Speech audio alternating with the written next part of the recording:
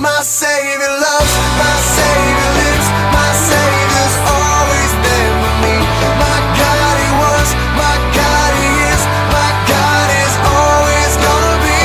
My Savior loves, my Savior lives, my Savior's always there. That time. Yeah, it's an old hymn. It's an old hymn. And I think I stumbled across the hymn in 2002, leading worship at a church.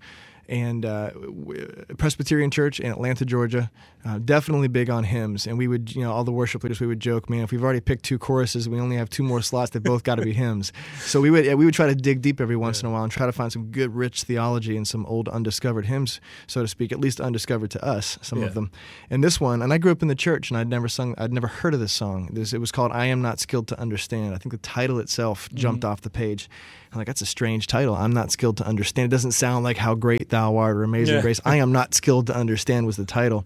And I read it, and I'm like, man, these words are absolutely incredible. I just gone through this theological course that kind of blew my mind, and it was so freeing to be able to say, I don't get it all. I'm not skilled to understand the intricacies of God's vast knowledge, but I'm okay with that. And I trust, I stand on the foundations, I stand on the basics. And I thought people in our church might like to resonate.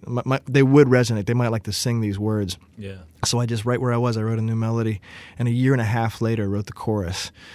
Because the energy of the song never really took off. It kind of just stayed low and chill, and I wanted it to launch. Sure. And so I wrote the chorus at a red light one night after rehearsal, and there you It's had amazing where God will inspire you. it. Right. Oh, man, yeah, absolutely. I mean, before the light turned green, and the whole plan was to bring it back to the worship team and play it for our church. And I didn't record the first album until 2 years later. Man.